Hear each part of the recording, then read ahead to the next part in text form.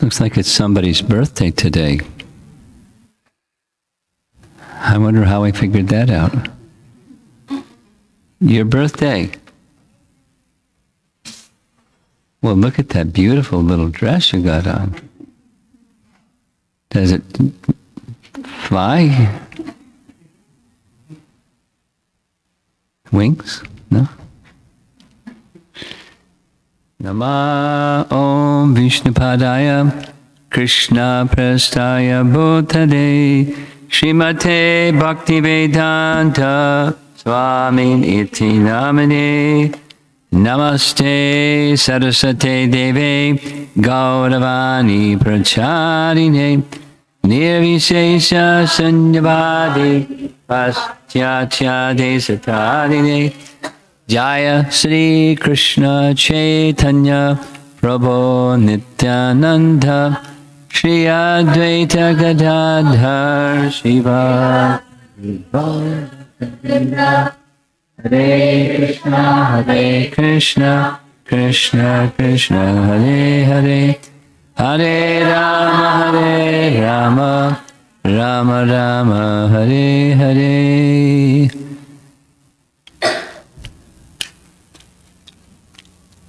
From yesterday evening, where we began the prayers of Hanuman to Lord Ramachandra, from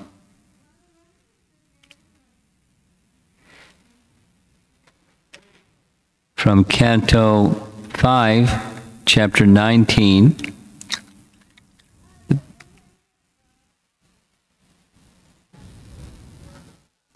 the prayers of the residents of Jambodweep, that's the title of that chapter 19. Hanuman, who resides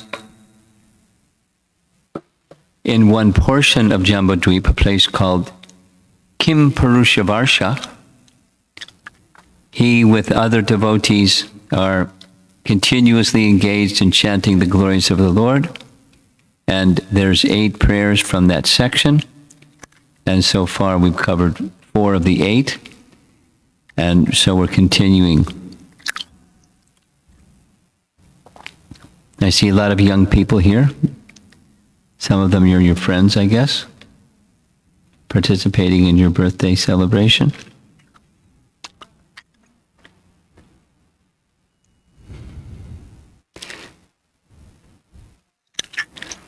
Last time I attended a program that had as many young people as we have here today, I found out that they didn't know so much about Ram's pastimes.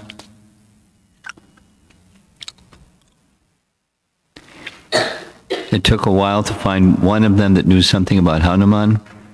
But this is a different audience, I can tell right away. You got nice tilak on and everything. Do you know the name of the 4 brothers? Ramchandra, not his father, his 3 other brothers. One starts with an L, Lakshman. And then another one starts with a B, Bharata. And the other one starts with an S. He's lesser known. We don't speak so much about Shatrughna, but he's the 4th one, Shatrughna.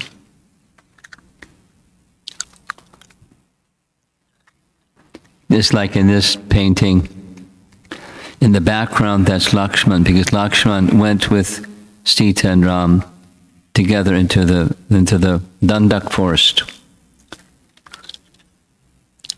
And they didn't meet with Hanuman until they went to Kishkinda, which is a place within the Dunduc Forest, a place where the Vanaras reside.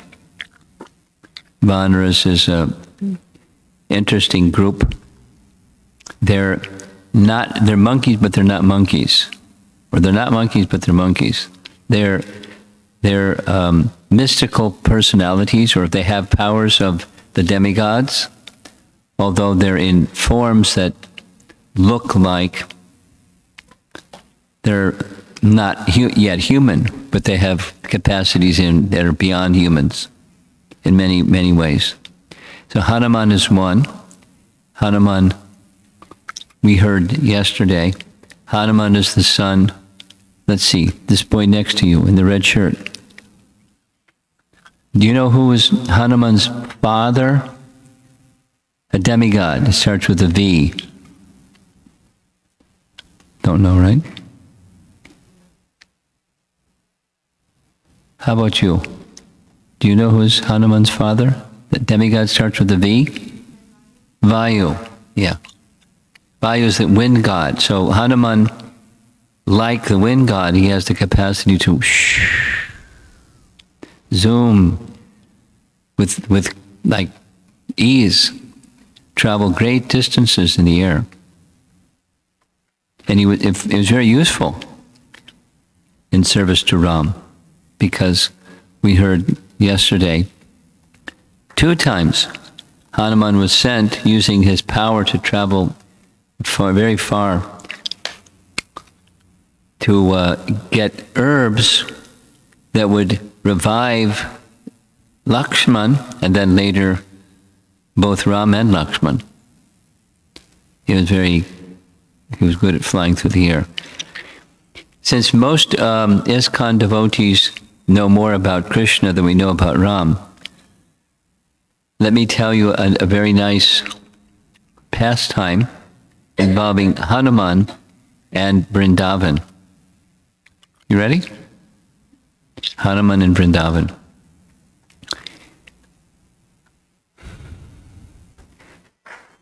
When it came time for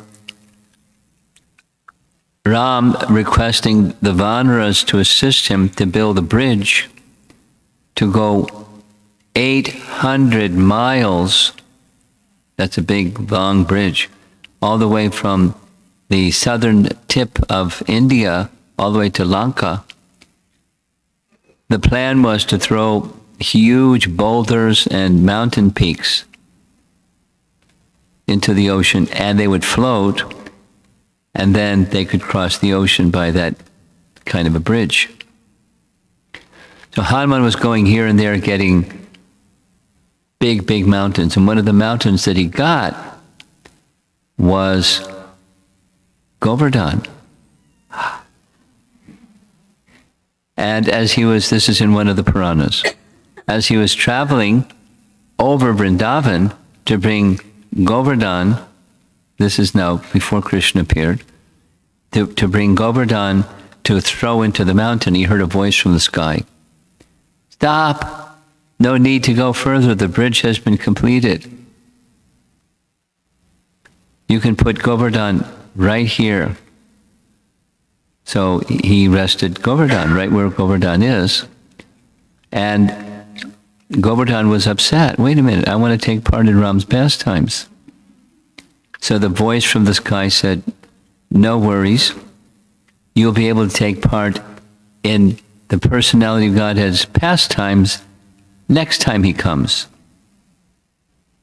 In fact, you'll be at a center of his pastimes right here in Vrindavan.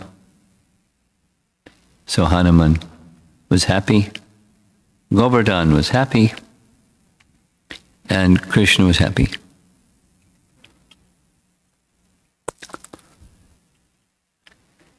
So we're moving on to number 5 of the 8 prayers. Here's the translation. It was ordained that Ravana, the chief of the Rakshasas, could not be killed by anyone but a man. And for this reason, Lord Ramachandra, the Supreme Personality of Godhead, appeared in the form of a human being.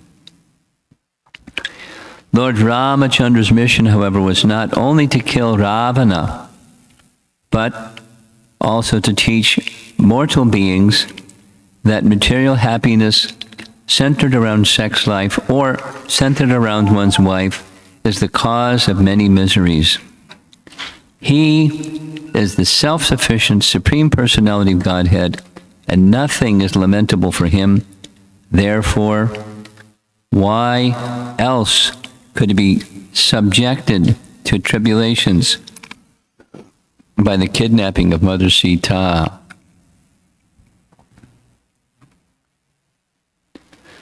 Nice painting, BBT painting. The many-headed Ravana, 10-headed Ravana, is shown here with his chest being pierced by an arrow by Lord Ramachandra. And that way, Ravana was finished. Now, here's Hanuman, who, he is really an authority on Ram and Ram's Leela. And so his authority is now indicating that his purpose in appearing in a human form was because that was the ordainment that he could be killed only by a human. So he was killed by Ram as a human being, as if a human being, as opposed to a devata or some other form, because the Lord can appear in multiple forms. But the indication of Hanuman is there was another purpose, an important purpose, that Ram wanted to show. And it's very clear, and I'll tell a little Prabhupada story to illustrate. Is there anybody here that's from Andhra Pradesh? Oh.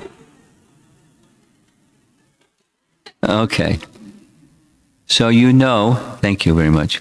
So that during Prabhupada's time, there was no temple in Hyderabad, but then a Pula Reddy donated the land for a temple in Hyderabad. Very common name in Andhra, Reddy. And I found something about that land and why it was donated. There was a little kind of reason. Just behind the land, just behind the ISKCON temple, previously was a cemetery. There was a big battle, and many, many people were killed in that battle, and there was a graveyard behind the property. So although it was downtown Hyderabad, no one wanted to buy the land. So he gave it to ISKCON. And the devotees came to know when they received it that that was the situation, and so they did a puja, elaborate ceremony to arrange for the purification of the place, because it was known there were Buddhas hanging around that land. I didn't know all of that background. I just, we were, the group of us, during Prabhupada's time, there was an annual festival in Mayapur in Vrindavan. He called it the Mayapur Vrindavan Festival. And as far as possible, devotees from all around the world who were doing their preaching outside of India were encouraged to participate, go from their place of service, go to the holy dham and become purified with kirtan and nice classes and, wonderful sangha. So one year, I forget the year, it's 1974 or 75, whichever, the message went out that Prabhupada wanted 100 devotees, I think it was 100 devotees, to go by train from Calcutta all the way to Hyderabad. It's a long train ride. And while in Hyderabad, he wanted us to assist in conducting a Pandal program. So somehow I got selected. So we're on the train going all the way from Calcutta to Hyderabad. And when we got there, do you know where we stayed? We stayed on that barren land. And because there wasn't any accommodation, there was just like little, we didn't even have tents. We just had sleeping bags and slept in our sleeping bags on the land, on the soil. And there weren't any toilets, so they made, like Boy Scout latrines, like a little trench and like a little grass thing behind the little grass thing you went in, that's where you use the toilet. And they didn't have any showers, they had pumps, hand pumps. We had plastic buckets, and we filled up the plastic buckets with water and dumped the water on our head, and that was our shower every morning. And at the end of the week, it was a big muddy place where we were taking our showers every morning, all of us. And then we had our Mangal Arti right there on the land, with big buildings all around us. And morning class, and then breakfast, and then we went out on Harinam, passing out flyers to invite people to the Pandal program. And then it was time for lunch. And lunch was being held at different life members' homes, life members that could accommodate that many people, that many devotees. So one day, we were at the host was Pula Reddy. So he was a little further from the city, so we took a while to get to the place for lunch. And the arrangement was we were sitting around the outside of his house. It was not a giant house, a nice house, big house, and landscaping. I remember all of that. So, big place. And Prabhupada was there. He was inside the house. And so I put two and two together, took my lunch quickly, and went inside the house because I knew Prabhupada would be having a conversation with our host. So when I went inside, there was a very nicely furnished sitting room. The shades were drawn because it was hot outside. And over on this side was Prabhupada, and at his feet were the sannyasis, and over on that side was Mrs. Reddy and her friends. And when I walked in, she was asking Prabhupada, why did Ramachandra make a mistake? And Prabhupada was inquiring, what do you mean he made a mistake? Well, he's the personality of Godhead. And as the personality of Godhead, he's omniscient. So he must have known that the golden deer wasn't a golden deer. It was a Rakshasa trick. So why did he go for the golden deer? Why did he make a mistake? And Prabhupada, said something. And then she kept pursuing it. But so much trouble was caused because he went after the deer. Look at the tribulation that Sita went through. And Prabhupada gave some mild answers just because, she was being a little persistent and, maybe a little obnoxious. She certainly wasn't submissive, wanting to know. She was wanting to argue her point. He made a mistake. Why did he make a mistake? Then finally Prabhupada said what Hanuman says here in this verse. Ram wanted to show that if one has too much close association with a woman, he'll have to undergo some difficulty. And then immediately, as soon as he got his words out, she started attacking him again. And Prabhupada chuckled. And the sannyasis got it, and the ladies in the room didn't get it, because she was harassing Prabhupada. You have too much association, you're going to have some difficulty. And Ram wanted to show that. And it wasn't until so many years later that I read this verse, and then, wasn't Prabhupada was just giving a cute answer. That's what Hanuman said. It was a desire of Lord Ramachandra. Now, where's the line between what's appropriate and what's too much? Too much attachment, too much. So when there's, for us, when the affinity for the personality of Godhead subsides, and in its place comes affinity for the temporary. That's too much. Or we were having some nice discussion, I think it was yesterday evening, maybe it was this morning, about is it possible, the answer is yes, is it possible to have relationships with others, family members or others than family members, where it's a transcendental relationship, a transcendental attachment, a transcendental affection? And the answer is yes.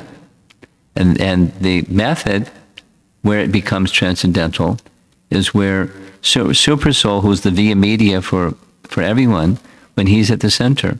And then all relationships become elevated to transcendental. That is, not just seeing soul to soul, but the via media of the Supreme Soul. And when the via media of the Supreme Soul then is there, then consciousness of the Supreme is at the center, and then the relationships of family members and others becomes a soul-to-soul relationship. And it's described directly or indirectly in Kunti's prayers, and then directly by Srila Prabhupada in his purports. So if you want to understand more about that principle, you can read Kunti's prayers, read them carefully, read them slowly and carefully, and you'll understand that's how to transcendentalize relationships. And when those are transcendentalized, then it's not too much. But at least the Leela that Ram wanted to teach us is too much, and one is going to have difficulty. Tribulations.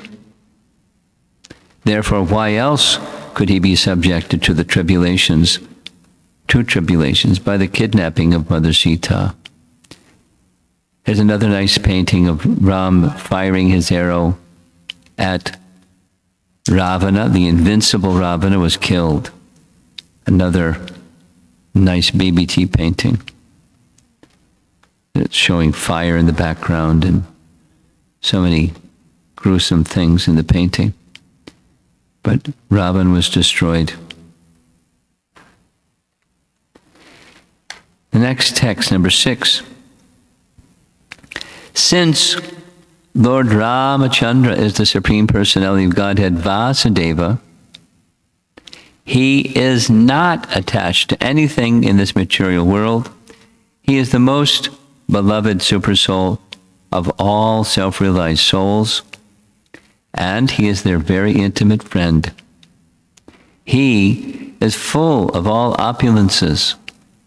Listen, therefore he could not possibly have suffered because of separation from his wife, nor could he have given up his wife and Lakshmana, the younger brother.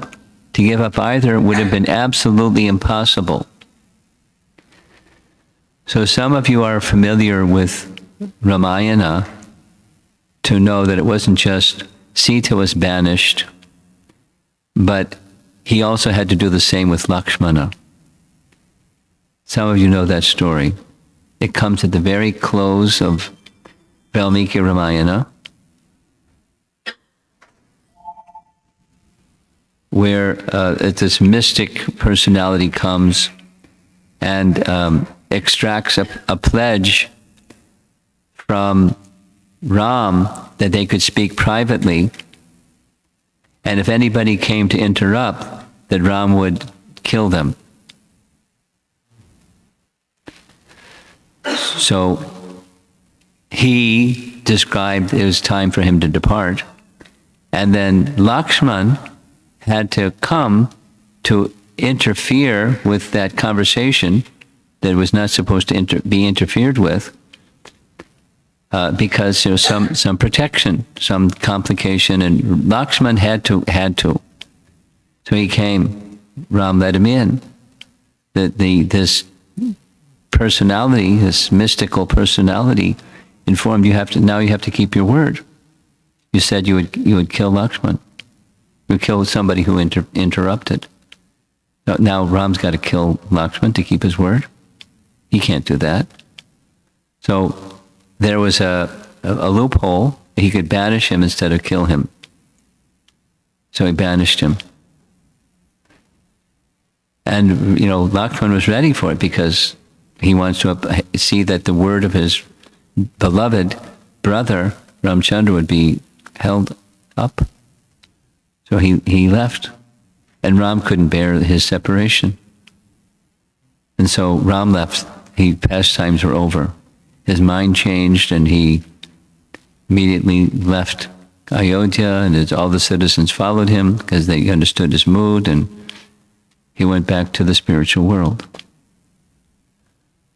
So Hanuman is telling us there is no possibility that he could suffer because of separation. The next prayer is going to say something even stronger. Now, there was this situation where he was separated from Sita twice. And the first one, just go through it very quickly, because we like to hear Ram's pastimes, especially knowing that tomorrow is Ram's appearance day. There's a very nice prayer, stotra, celebrated stotra, where Ram Paduka stotra, very celebrated set of prayers, that in the very beginning, it says in this stotra that there were the Ramayana in its fullness is 1 billion verses, which is true. The original Ramayana, we mentioned this the other day, the original Ramayana is 1 billion, with a B, verses. And that 1 billion verses was given to Brahma by Lord Hayagriva. And then Brahma taught 1 billion verses of Ramayana, called Mula Ramayana, to Narada. Narada gave a synopsis of Ramayana to Valmiki in 74 verses. And Valmiki began composing and ended up with 24,000 verses of the 1 billion verses. But when Brahma came and instructed him, it is I, through Goddess Saraswati, inspired you to speak this particular sloka of great shoka, sloka of shoka, of lamentation, when he was concerned about the crowncha bird that was pierced by an arrow by the hunter. So he cursed the hunter. And it was in a certain meter, Anushtup meter, celebrated meter. And Brahma said, you'll compose, it was I who inspired you to speak that verse. And I will make the arrangement so that you will realize all the verses of all the Ramayana, and not only the verses, but you'll be able to understand what everyone was feeling and thinking, man or beast or deva or rakshasa. You'll understand everything about them in fullness by realization. So he didn't write 1 billion verses, he wrote 24,000 verses from the totality of all the verses. When Vyasadeva compiled the Puranic portion of the Vedas, it was, according to Jiva Goswami, it was done in the same way. That is to say, when he divided the Vedas into 4, the one Veda became 4 Vedas by function. There were some remaining verses, and those remaining verses he composed in a particular type of Sanskrit that was easily accessible for not as well trained personalities in Sanskrit. Instead of alaukika, it was laukika Sanskrit. And he just compiled them like that, similar to what Valmiki did, the 24,000 verses out of the 1 billion verses. with a particular meter. So what he is describing here is actual realization of what transpired by like supersoul situated in the heart of each personality. He felt their feelings, so he was able to describe it so vividly. So in the painting here, this is Kaikeyi, mother. Let's see, one of the other children. How about the young girl whose birthday it is today? What's your name?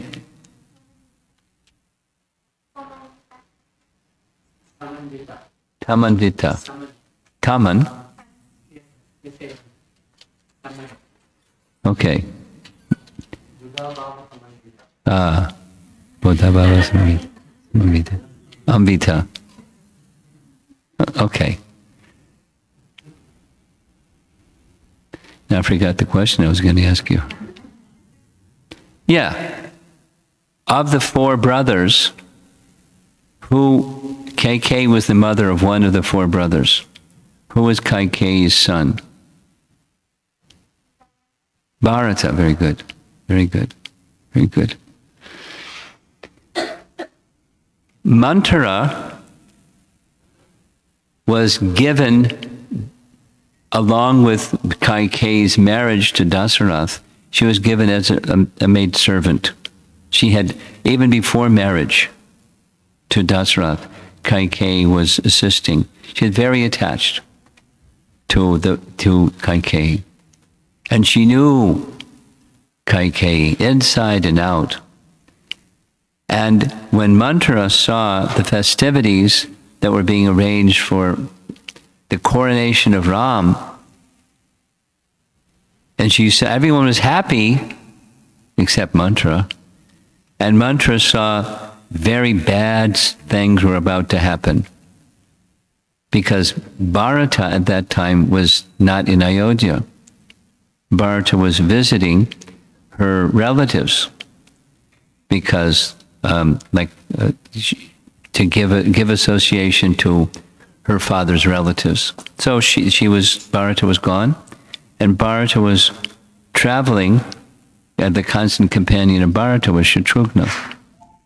Just like constant companion of Ram was Lakshman. They were by each other's side constantly.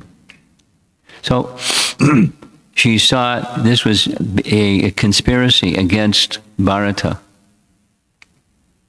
While Bharata's gone, this coronation is gone. You know what that means, Kaikeyi? Bad news. Bad news for you, because you're the favorite queen, but you're going to lose the favorite queen position. Kaikeyi will become the favorite queen because Ram becomes the king. And not only that, Bharata, when he returns, who knows what Ram will do because he's competition. No, she had poison in her words and in her mind, and Kaikeyi didn't buy it at all. And Manthara manipulated Kaikeyi in such a way that she accepted it all. And she instructed, after Kaikeyi got on board with the mischievous idea, bad, hideous idea of Dasarath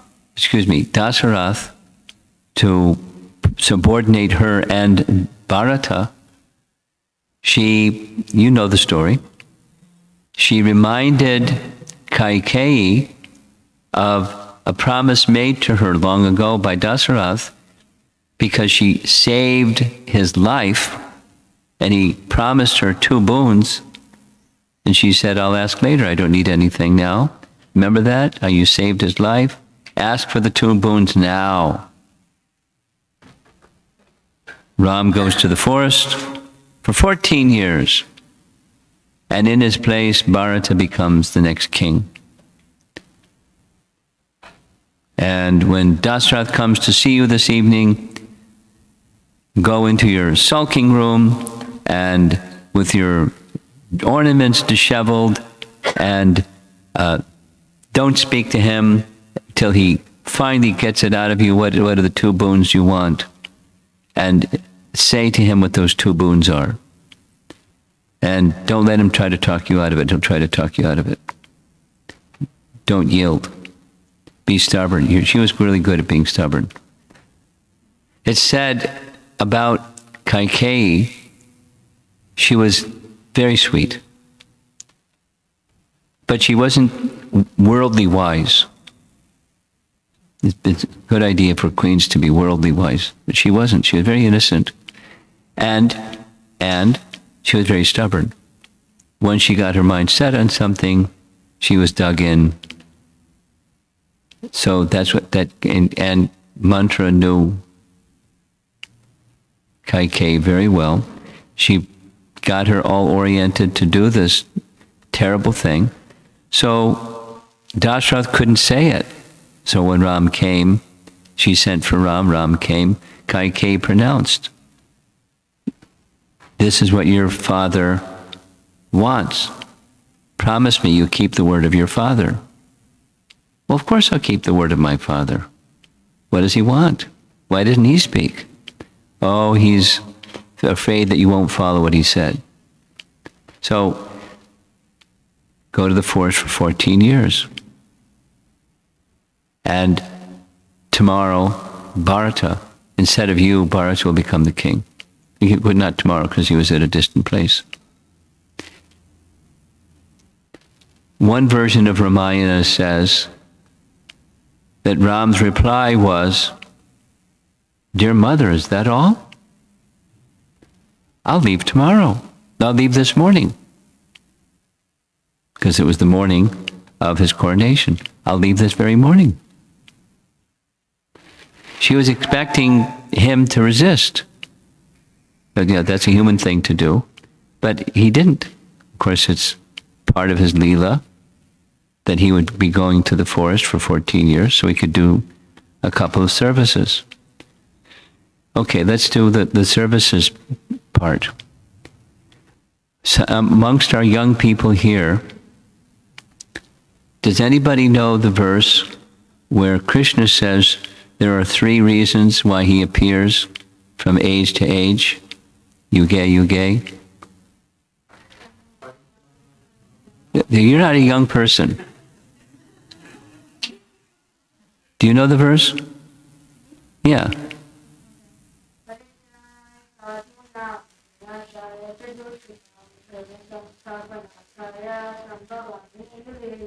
Fantastic. Fantastic. So the 3 reasons, and 2 of those reasons were accomplished by his going to the forest. The sadhus that were residing in the forest, they were bhaktas, and they were desiring his association, his darshan. But they're in the forest and he's in Ayodhya, so he has to go to where they are. So he went to where they are to give his association to the sadhus.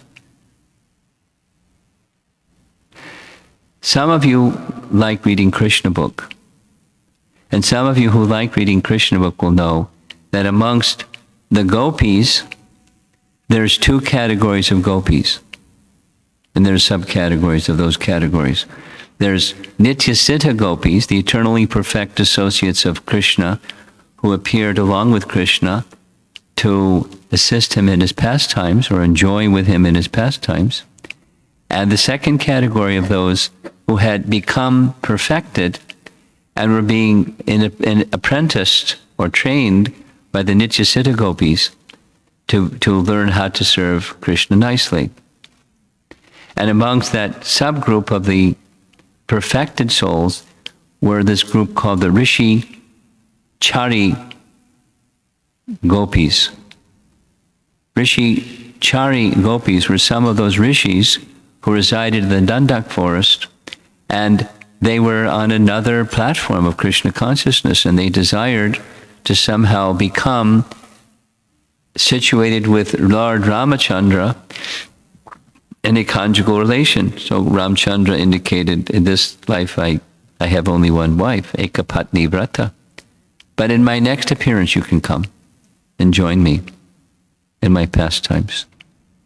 So one of the groups of perfected souls who are being trained by the eternal perfected souls, the eternal perfected gopis, Nitya Siddha gopis, were the Rishi Chari gopis. So he went to the forest to give his association to the saintly devotees there, and other devotees besides them. And then the other was Vinashaya Chaduskritam. Duskriti means bad, the wicked, the bad souls. So he Duskriti, Vinashaya Chaduskritam. He admonished, or he defeated, reduced the influence of, or in the case of the Rakshasas, he killed them and delivered them from their sinful condition by killing them. So those two functions in his appearance were fulfilled by this go to the forest for 14 years pledge that Dasarath was very reluctant to pronounce. When Ram came, he was reluctant to say it. So Kaikeyi said it instead. And arrangements were made that very day. Ram went to the forest that very day. And Sumantra was to take him to the forest. We're going to hear something tomorrow evening. No, not tomorrow evening, tomorrow for the Sunday program. We're going to hear something about Sumantra and his words. But Sumantra, that's the person who's driving the chariot. And we see Lakshman and Sita and Ram on the chariot, and various personalities in Ayodhya, very distressed that Ram was leaving Ayodhya instead of becoming the king. And he's dressed in attire suited for the forest life. And it doesn't show dressed in tree bark, but he's heading for the forest, the Dunduc Forest. Now, how did the Dunduc Forest get its name? Does anybody here know? I can tell you the answer, but I just want to see if you know?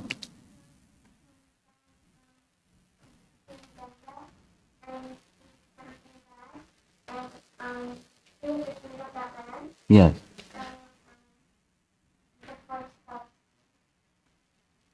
And then what happened? You can't remember the rest?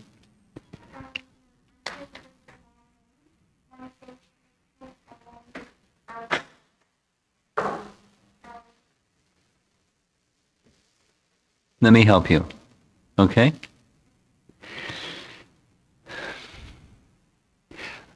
Long, long ago, Ayodhya was built by Manu, Vaivasvata Manu. Vaivasvata Manu. That's long ago.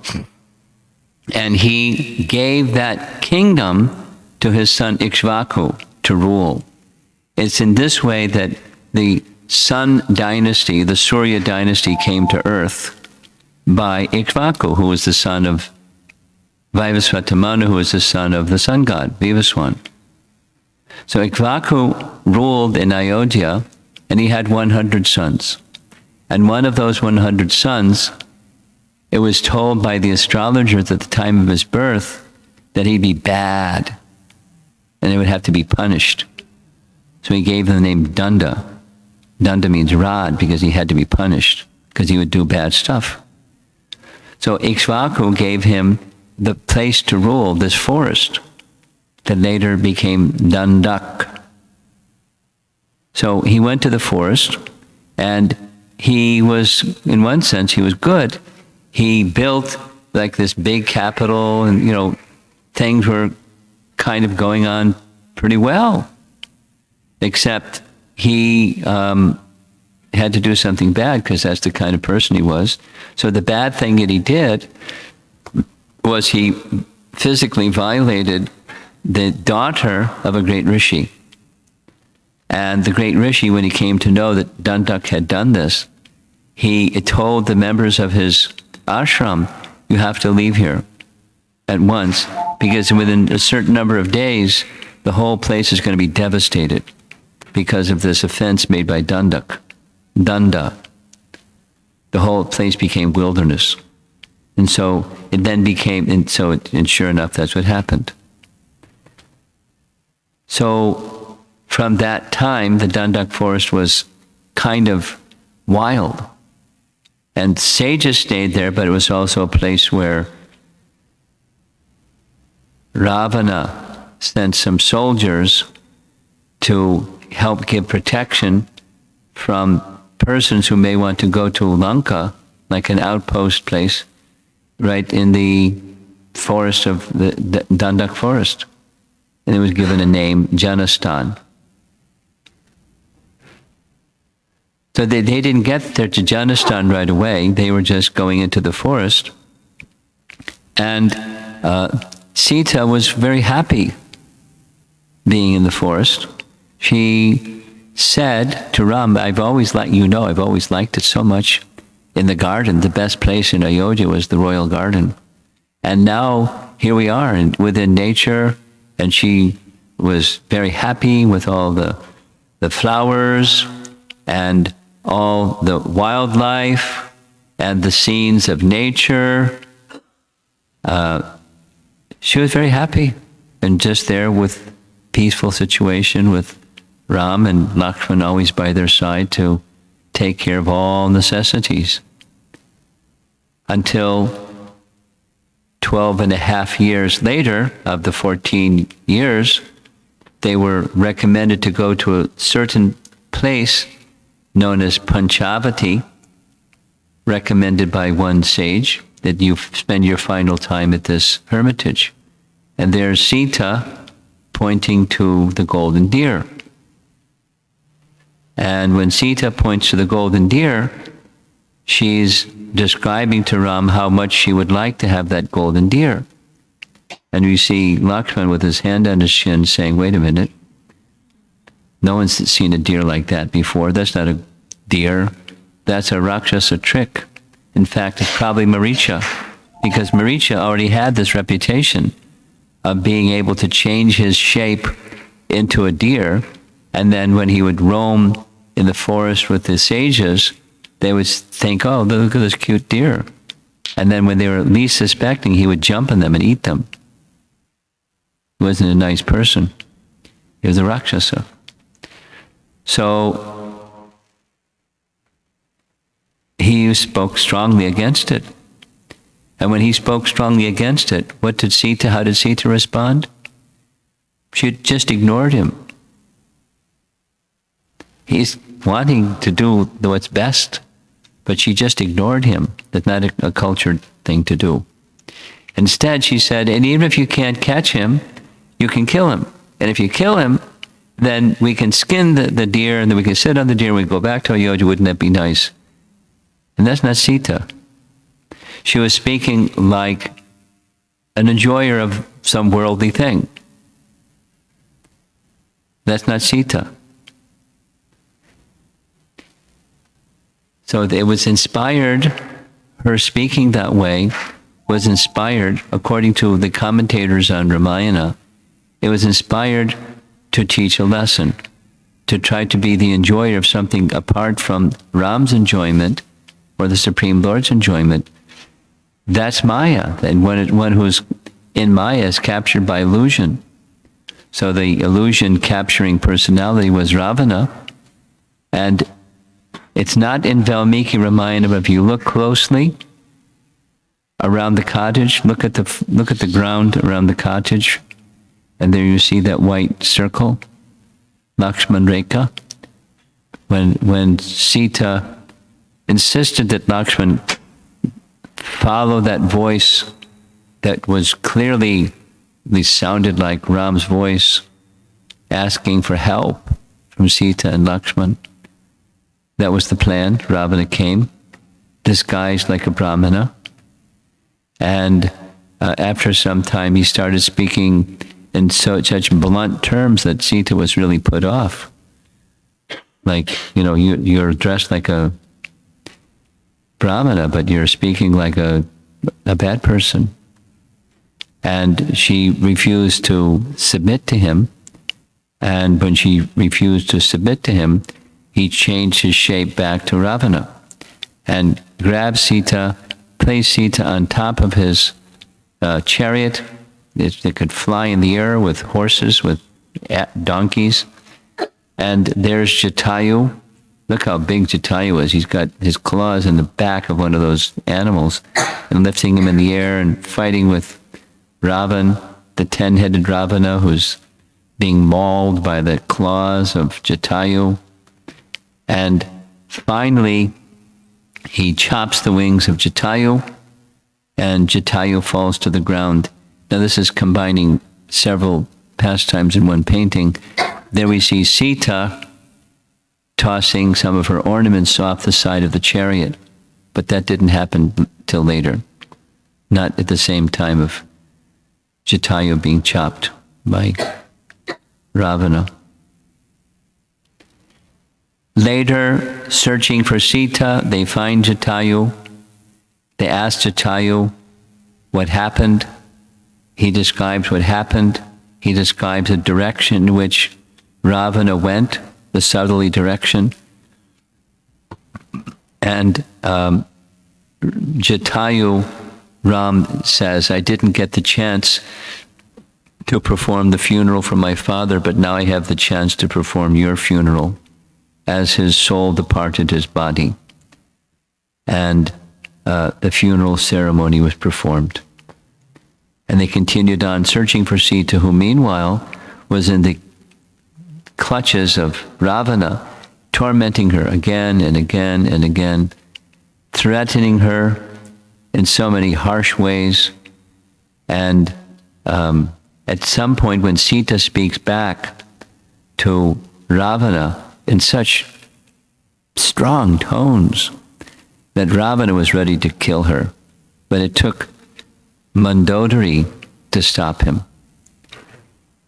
Now, this is kind of fast forward because you look in the tree and there you see Hanuman. This is, so long time after she reached Lanka. And so he went back to his palace, instructed the Rakshasis to harass her until she broke. Again, you see there's Hanuman in the little monkey form up in the tree.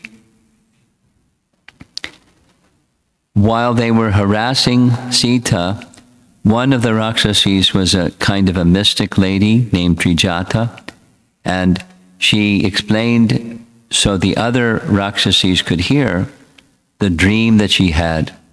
And the dream she had, she saw Ram had come to rescue Sita. And she gives a very detailed description of her dream, and everyone accepted it was true because they knew her as a mystic. She saw him mounted upon a celestial chariot drawn by 1,000 horses and coursing through the air. And Sita was by his side, and both wore white robes with white garlands and were ablaze with splendor. And then in the same dream, she saw Ravana. Ravana was robed in black with a red garland situated on a chariot drawn by asses. And so Trijata warned the Rakshasis, don't mess with Sita. You're in big trouble. So they stopped because they had regard for Trijata. Later, another situation arose where the wife of Vibhishan came. So she did there, in the midst of Lanka, there were just a handful, literally a handful, Vibhishan and his wife, Sharama, who came and consoled Sita when this Vidyujvaja, the magician, came and brought a head that looked like Ram's head, saying that that Ravana had severed his head. A magician was approached by Ravana when Ram reached Lanka, and had the magician make a head and that looked like his head, and a sword that looked like his sword. Ravan carried the sword, showed Sita his sword, and the magician showed her head, his head. And Sita was destroyed. Immediately Ravan had to leave because his soldiers, generals were requiring his presence. Sharma came and informed Sita, it's not like that. Not like that at all.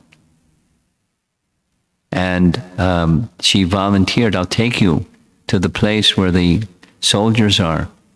I have this mystic power, I can do that. I can show you Ram, he's okay. And Sita said, instead of that, just go back to the palace and find out what's Ravana's plan. Let me know what Ravana's plan is. So Sharma had privileges. She went and she heard what Ravana's plan was. So there were just so Vibhishan, her husband, and his 4 ministers were actually good in the midst of this terrible place, Lanka. Now, because this is Hanuman's prayers, we have that wonderful story of Hanuman seeing Sita in this forlorn condition, thinking very carefully how to pass on the message of Ram to her, and he did it so discreetly. This is showing Sita receiving the ring of Hanuman, ring of Ram from Hanuman, and he convinced her, hang on, don't take your life, Ram's coming soon, he'll redeem you. And there's many other things that go along with the Sundarakanda, but they eventually bring Ram and Lakshman and Sita back to Ayodhya. Some of you know what this painting is. Any of our younger persons can say what this painting is? Yes? Sadbhuj, very good. Could you know the circumstance for the Sadbhuj form being shown? No? Anyone amongst our children here? The Sadbhuj form was shown to whom? And what was the circumstance? The Sadbhuj form was shown to Sarvabhauma Bhattacharya. Sarvabhauma Bhattacharya was the chief priest in Puri when Chaitanya Mahaprabhu visited Puri. And by Lord Chaitanya's discussions with Sarvabhauma Bhattacharya, discussing Vedanta Sutra and other scriptural passages, the Atmarama verse from the Bhagavatam, Sarvabhauma Bhattacharya realized a little light went on. This isn't just a young sannyasi. This is the personality of Godhead. Lord Chaitanya smiled and then showed him this form. 2 arms with bow and arrow of Ram, 2 arms with the flute of Krishna, and 2 arms with the danda and kamandalu of a sannyasi, Chaitanya Mahaprabhu. So he showed that he is all 3 of these personalities exhibiting different leelas through the medium of these different personalities. We have just 2 verses, 2 prayers left. Here's number 7. Hanuman says, one cannot establish a friendship with the Supreme Lord Ramachandra on the basis of material qualities, such as one's birth in an aristocratic family, one's personal beauty, one's eloquence, one's sharp intelligence, or one's superior race or nation. None of these qualifications is actually a prerequisite for friendship with Lord Ramachandra. Otherwise, how is it possible that although we, uncivilized inhabitants of the forest, have not taken noble births, although we have no physical beauty, and although we cannot speak like gentlemen, Lord Ramachandra has nevertheless accepted us as friends. And this is the warm embrace that Ram offered to Hanuman when Hanuman brought the ornament that was Sita's back to show it to him that he found Sita. Here's the evidence. And Ram was so pleased because this was his quest to regain and redeem Sita. And when Hanuman verified her whereabouts, Ram was so indebted to him. There's no way I can repay you other than my warm embrace. And that's the best gift he could give to Hanuman. Here's another little, just a section from this verse. How is it possible that although we uncivilized inhabitants of the forest have not taken noble births, although we have no physical beauty, and although we cannot speak like gentlemen, Lord Ramachandra has nevertheless accepted us as friends? Here's where Lord Ramachandra is accepting Sugriva, seated there by the tree wearing that crown, as his friend, using the fire for taking their vows of friendship. And in front of Lord Ramachandra and Lakshman, that's the ornaments of Sita when they're brought out for Ram to examine.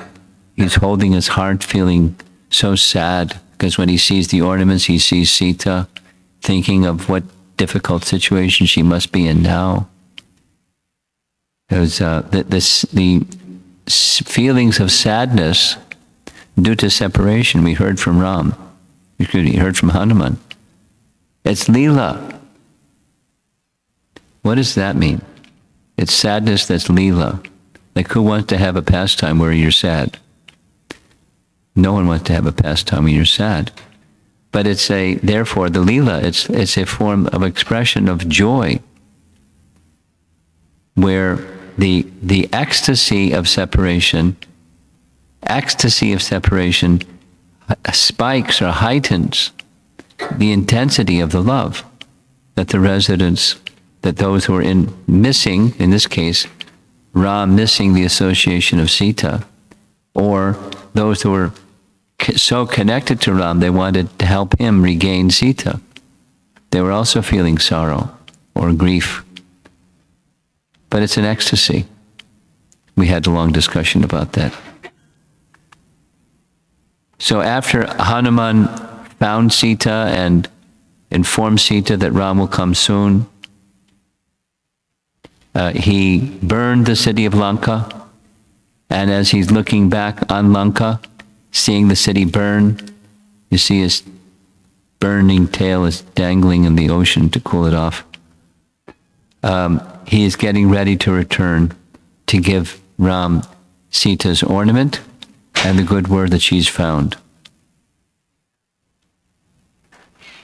And one last little story. This is nice. This is Vibhishan and his 4 ministers after they were insulted so badly. This little section reminds me of when Vidura was trying to stop the war. Vidura spoke out in the assembly in Mahabharata against the very bad Duryodhana. And he was very clear about how bad Duryodhana was, bringing a war between cousins because of his inimical attitude. He tried and he tried and he tried.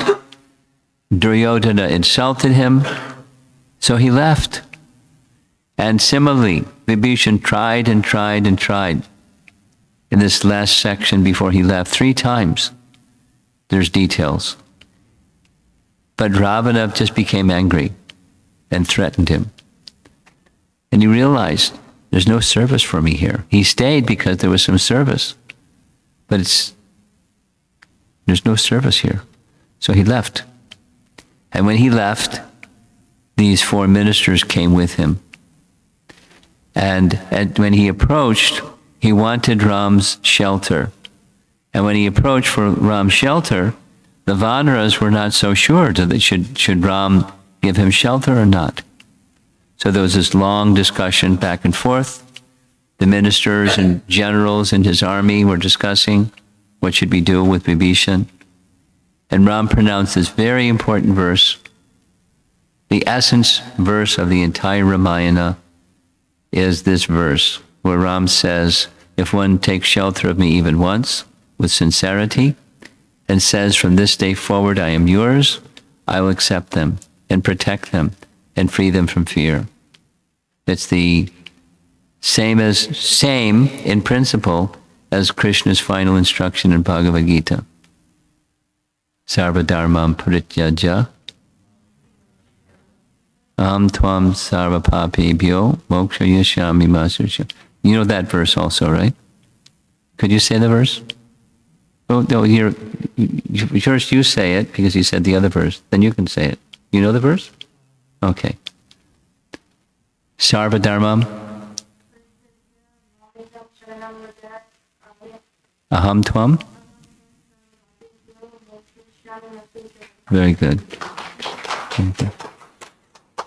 Any of the girls know that verse? Sarva dharmam parityaja.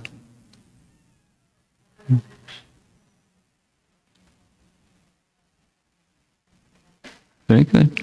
Thank you.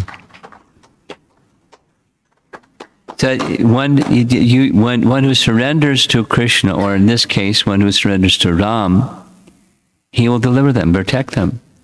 They're just the whole of Ramayana, according to the commentators on Ramayana, it's a treatise of surrender. That's the essence of all of Ramayana, and different features of surrender to Lord Ramachandra. And to speak again of how kind Lord Ramachandra was for engaging everyone, he not only engaged the Vanaras, and the Vanaras would come from all different directions. Of course, one version of Ramayana says they were writing the name of Ram, and that's what enabled it to float, whether it was writing the name of Ram or just by mystic power. The celebrated passage is where Hanuman was telling a little squirrel, get out of the way. We're busy here building a bridge. And Ram stopped him. Said, the squirrel is, this is very important for us. The squirrel, it may not be as powerful as you, but the squirrel, according to his capacity, he's doing the same service as you. So he is as dear to me as you. So don't tell him, get out of the way. We're busy. Let's respect the service that someone that's less capable than us, the service they can do, and honor and respect them. That's Lord Ramachandra. And what to speak, even Guha, a tribal chieftain. He was very happy to receive the service of Guha, was very happy to offer the service to Ram. Or Shabari, an ascetic lady who was very happy to render service to Ram. In fact, the remainder part of her life, was after the Rishi Matanga had left this world. She wanted to go with him, but he said to stay. Someday soon, Ram will come. She had no idea when. So every day she was just engaged in gathering berries and sweeping the place and making it ready, because maybe this day Ram will come. Maybe this day Ram will come. And she was doing her service in that mood every day for a long time. Finally, Ram came, and she was able to offer directly her service, the basket of fruits, offering them directly to Lord Ramachandra. There's many paintings. Shabari is one of my favorite personalities in Ramayana because of her simplicity of devotion. On the upper right, that's Sugriva taking vows of friendship with Ram. In the upper left, that's Hanuman being embraced by Ram. And down below, of course, is Shabari. And here's the final prayer in this section. Therefore, whether one is a demigod or a demon, a man or a creature other than man, such as a beast or bird, everyone should worship Lord Ramachandra, the Supreme Personality of Godhead, who appears on this earth just like a human being. There is no need of great austerities or penances to worship the Lord, for he accepts even a small service offered by his devotee. Thus he is satisfied, and as soon as he is satisfied, his devotee is successful. Indeed, Lord Sri Ramachandra brought all the devotees of Ayodhya back home, back to Godhead. Well, except for a handful. And one of those handful was Hanuman himself, who stayed behind and remained at Kim Purusha Varsha with some others to engage in the service of glorifying Lord Ramachandra till the end of this universe. And that's a long time. Here's the Pushpaka Vimana. Of course, it was much bigger than that. Traveling back to Ayodhya after Ravana was finished. Here's another nice painting of the Pushpaka Vimana descending in Ayodhya. Everyone's celebrating the return of Lord Ramachandra. There's the three queens seated, and of course Kaushalya is seated on that throne there. There's some Vanaras coming with Ramachandra from Lanka, and the citizens of Ayodhya receiving him very wonderfully. Here's another where there's a giant Hanuman coming down the steps, coming into Ayodhya. And eventually, Ram was anointed as the king. And these principal personalities, the four brothers, are all pictured here. And Hanuman, of course, at his feet. And another nice painting of the coronation scene of Lord Ramachandra. Here's a modern photograph of Ayodhya. And last slide here, here's an explanation given by Vishwanath Chakravarti Thakur, where he's making reference to the Vishnu Dharmottara describes that Lord Ramachandra and his brothers, Lakshman, Bharata, and Shatrughna, are incarnations of Vasudeva, Sankarshan, Pradyumna, and Aniruddha.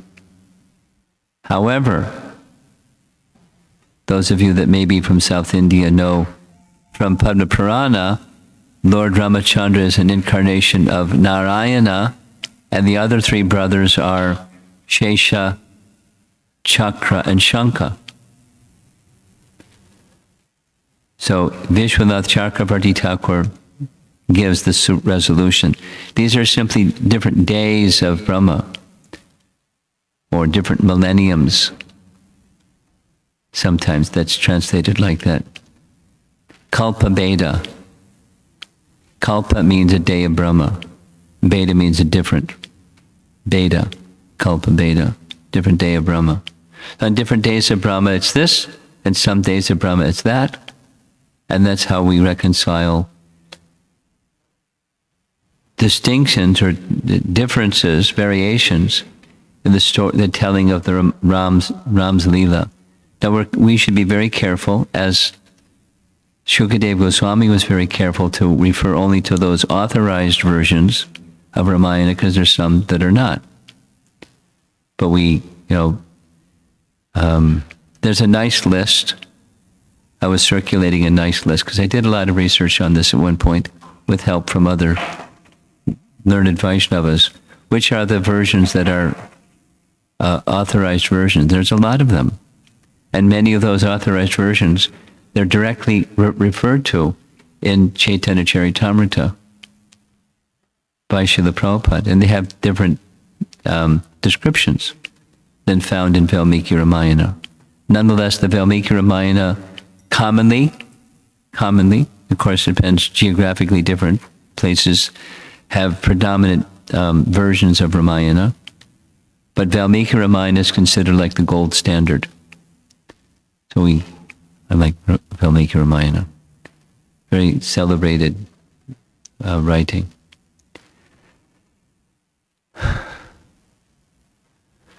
Isn't it nice to be able to sit together like this? We weren't able to do this before. It's very different sitting, looking at your computer screen, doing a Zoom class on something and sitting together. It's very nice. So it's 8 o'clock. We've gone for an hour, a little more than an hour. Let's see if there's some discussion or questions or comments or something? I see a hand up in the back.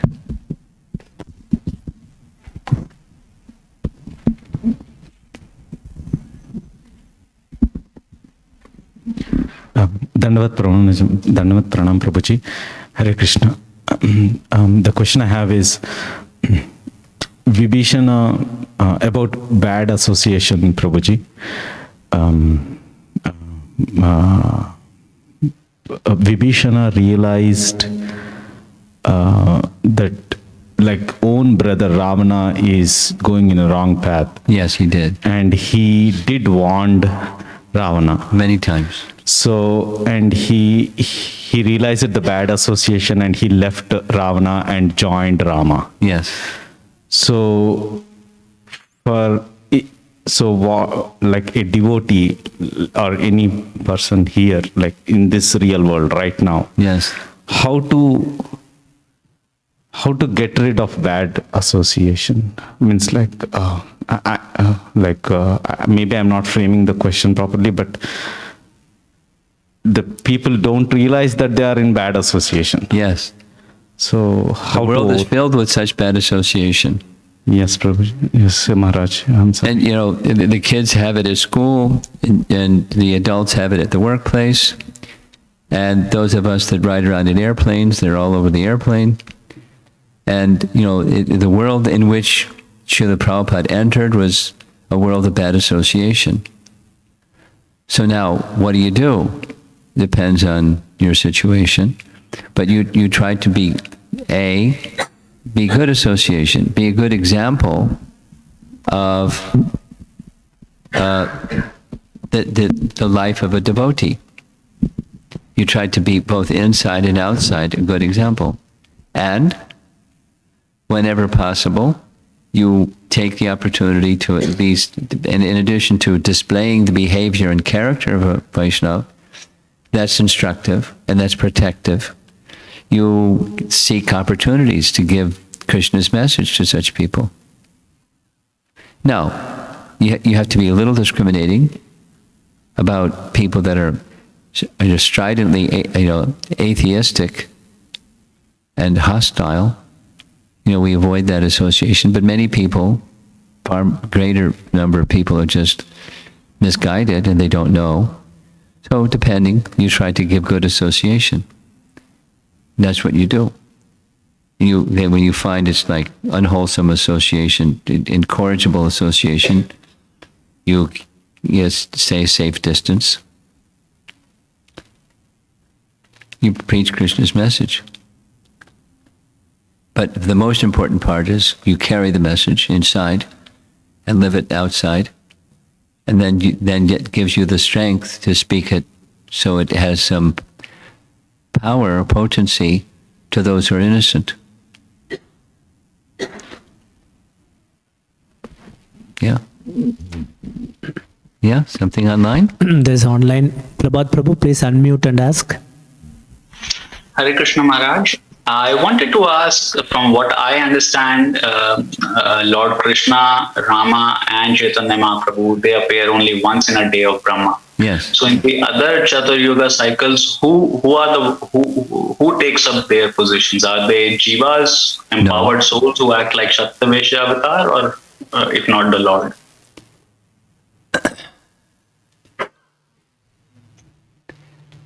Somebody comes. Now, the yuga avatars, there's 4 yugas. Chaitanya Mahaprabhu comes at the beginning, towards the beginning of Kali Yuga. And in the other 999 yuga cycles, another form that's not the original personality of Godhead, Swayam Bhagavan Krishna, appears. And it's the same yuga dharma, but it's not the same gift of Vraja Prem, but he's giving the Yuga Dharma. And the other Leela avatars are Ram and Krishna, is not necessarily that they appear in each one of the other 999 Yuga cycles. There's not a lot of information given in response to your question, But that's what I know that's provided in Scripture about the response to your question. Thank you, Maharaj.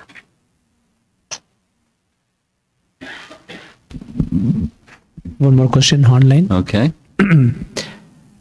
Hare Krishna Maharaj, you mentioned that Hanuman was left behind when Rama went to the spiritual world. Yes. I was wondering if that means that Hanuman is not there in the spiritual Ayodhya Dham and only returns at the end of this yuga. And what was the last part? And only returns at the end of this yuga. The end of this yuga? Cycle, yuga Do cycle. you understand that, what he's asking? The second part of what he's asking? Yes. What's he asking? Without reading it, what's he saying? So he is saying that so Hanuman will reside and go back to Ayodhya end of this yuga cycle. No. He stays till the end of the universe. That's my understanding. And he has a service, and he likes his service. Anyone likes service likes their service. He's satisfied and also feeling separation at the same time. Some of you may have read Brihat Bhagavatamrita, and one of the persons who Narada Muni visits is Hanuman, and he glorifies Hanuman as being a great devotee, the recipient of the mercy of the Lord. And Hanuman's reply is, no, no, no, no, no, no, no, no. Don't you know that when Ramchandra left, he left me behind? And here I am, left behind without his association. So he's, as a Vaishnava, Hanuman is thinking this way, in the humble manner. But on the other hand, he's happy to have the service that Ram gave him, because that's the happiness of a devotee, is pleasing their master. And Hanuman's a perfect devotee. He's very satisfied.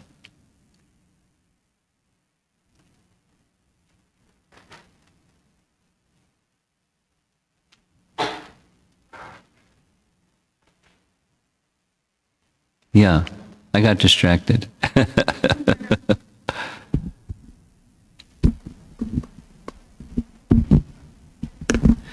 Maharaj, related The question. other part of it, the other part of his question is Hanuman not in the spiritual world? The answer to that question is given in Brihat Bhagavatamrita by Narada Muni to Gopakumar. And in three places, Narada Muni makes it clear that for service to the personality of Godhead, the devotees of the personality of Godhead may manifest themselves in multiple places simultaneously. It doesn't give the technology, but it just explains that for the service of the personality of Godhead, the devotees may manifest themselves in multiple places at the same time. Now, it's not like the jiva becomes multiple jivas. It doesn't give the technology, but it's, I'll say it one more time. Elevated devotees of the Lord may, by the Lord's own arrangement, may be expanded in multiple places simultaneously. Here's an example. This is an example that's spoken directly by Srila Prabhupada. In Juhu, on a morning walk, when Prabhupada was asked a question by Giriraj Maharaj, listen carefully to the question. Prabhupada, it is said that Krishna appears always in some universe and conducts his activities in that universe, one universe after the next universe after the next universe. In this way, Krishna's pastimes are eternally going on, like the sun is always rising somewhere. So, does this mean that there's multiple Arjunas? Because for each time that Krishna is manifesting, Arjuna is with him, and then there's another universe, then another universe, then another universe, and another universe. Are there multiple Arjunas? And Prabhupada's answer was yes. Now, it's not multiple Arjunas, it's one Arjuna.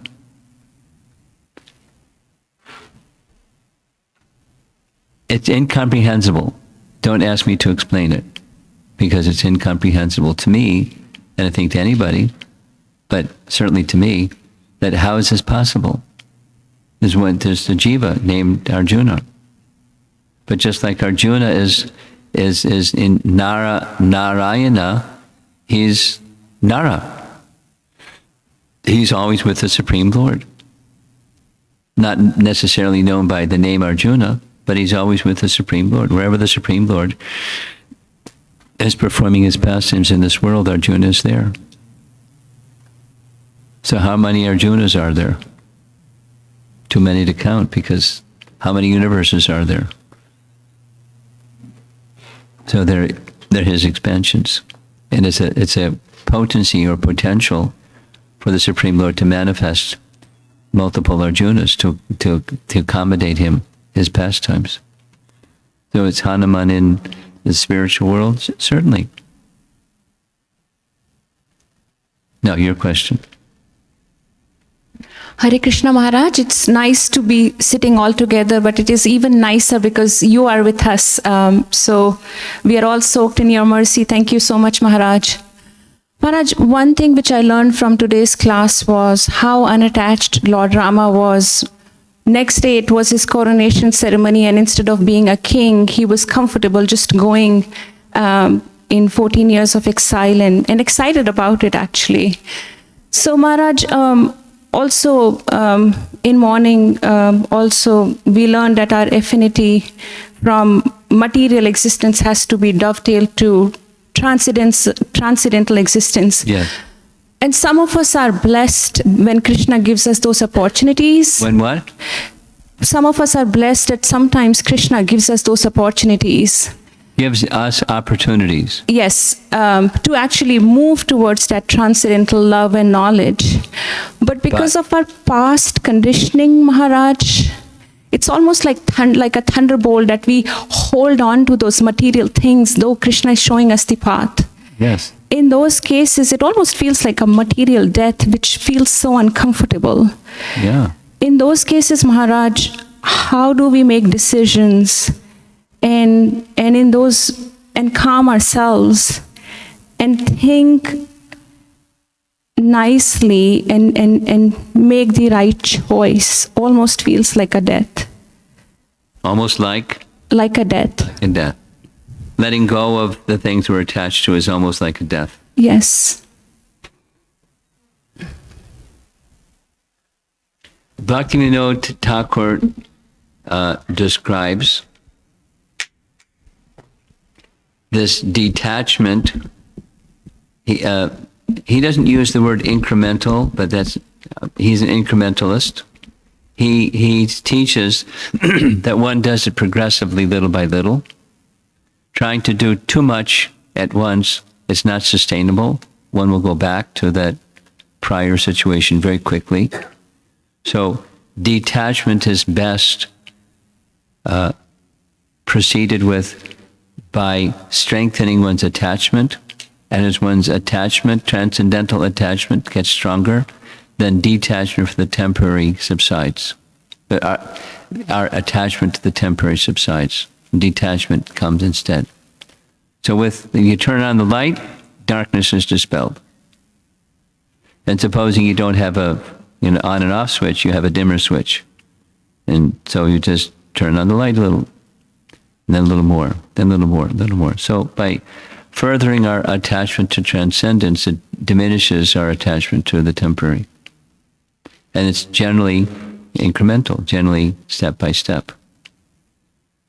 Within limits, the limit standard is something we can sustain.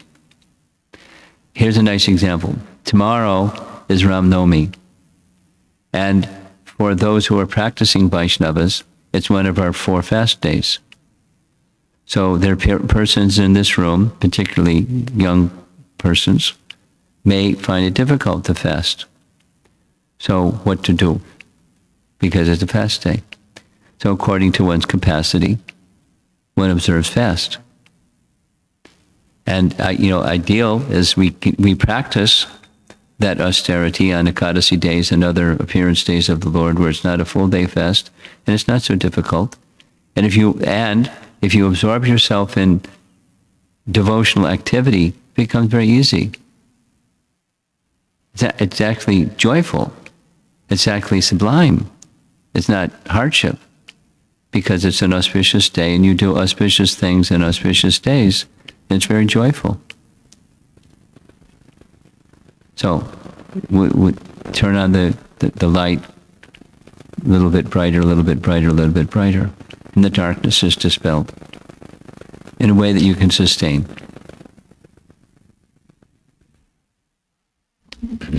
Okay. Anything else? So, Guru Maharaj, there are 4 questions online. Gosh. May I? Yeah. We'll do the 4 questions online, then call it close. Okay, Guru Maharaj. So, the first question asked by why Hanuman is in... Why what? Why Hanuman was left out, the question Okay. that was asked before. That's a follow-up question to that. Same person. Same, but this is from Veda. Veda is asking. Maharaj, how can I prepare for Ram Navami tomorrow? And how should I pray to Lord Rama? How should I prepare for Ram Navami tomorrow? That you should have been thinking about that all week long, because it's really good when there's something auspicious coming up that you prepare yourself for it internally and externally. So, wait till next Ram Navami and prepare yourself ahead of time. And how you should observe, you just mentioned, you observe according to the standard that you can sustain and fit in that space. When you're not having your prasadam, you're going to read or recite. Just yesterday, I mentioned this set of verses, celebrated set of verses of Ram Paduka Stotras. So somebody from another city asked me, can you send me a copy of that? Because I want to recite it tomorrow. So I'll send it to you, and you can forward to others, and that's something you can do if you like stotras. And it's in Anushtup meter. The first two verses are not. They're kind of invocation verses, but the rest of it is really easy. It's just like reciting Bhagavad Gita slokas, that same meter. 8 syllables and etc. So that's something, take something that's hearing and chanting related to Ram and read Ramayana. Or have nice kirtan, or do something that's on the turn the light up side and direct it to Lord Ramachandra. Okay. A question from Century. In follow-up to Veda's question, does this mean that Hanuman comes back for Ram Leela in other yuga cycles? How does that work? He's an eternal associate. So wherever Ram is, he's there. And he may come this way, he may come that way at different times, but he's an eternal associate. Next. Just wondering what would be the content of 1 billion Mula Ramayana verses? Oh, you have to read it. Next. And do they still recite the same in Brahmaloka? Let's go. Next. Next from Prabhu. Does Krishna, who appeared in the immediate previous Dwapara Yuga to our present Kali Yuga, was the Swayam Bhagavan, personality of Godhead, or does he appear in some other Chatur Yuga cycle? If yes, that would mean Supreme Lord appears as Krishna and Chaitanya Mahaprabhu in close proximity to each other in the same Chatur Yuga cycle, unlike Rama and Krishna. Is that right? Do you understand the question? I don't understand the question. I think Lord Rama appears in the 24th cycle of Vaivashvata Manu. Yes. The Supreme Lord Swayam Bhagavan and Chaitanya Mahaprabhu appears on 28th cycle. Yes. So he is asking why the difference. Why? There's a distance between Ram and Krishna. Why different yugas? Yes. Different yuga cycles? That's how I understood his question. Yeah. Not as to why, Maharaj. I was just confirming. Is Krishna, who appeared in the immediate previous Dwapar Yuga, is he the Supreme Personality of Godhead, or is the Supreme Personality of Godhead supposed to appear as Krishna in some other Chatur Yuga cycle? Just like Rama and Krishna appear in different Chatur Yuga cycles. I'm glad you're clear what your question is, but I'm not. I think I understand. I think Prabhuji is asking, like Lord Rama appeared, 24, right? Krishna And 28. right, and was the Krishna who appeared in the 28th the Supreme Personality of Godhead? Yes. Yeah, that was it. Yeah, Okay, that's the answer is yes. yeah. Swayam Bhagavan Krishna. And so was Because Krishna does not always appear in Braja. When Krishna appears in the other 999, it's not Braja Leela. It's only in this Yuga cycle that Krishna appears in Braja. Otherwise, it's Mathura all the way, and then etc. But the Braja Leela are revealed. The Swayam Bhagavan Krishna's Leela in Vrindavan are revealed only once in the day of Brahma. Okay. Is that it? Thank you very much. Srila Prabhupada Ki Jai. Prepare yourselves for Ram Nomi with great enthusiasm.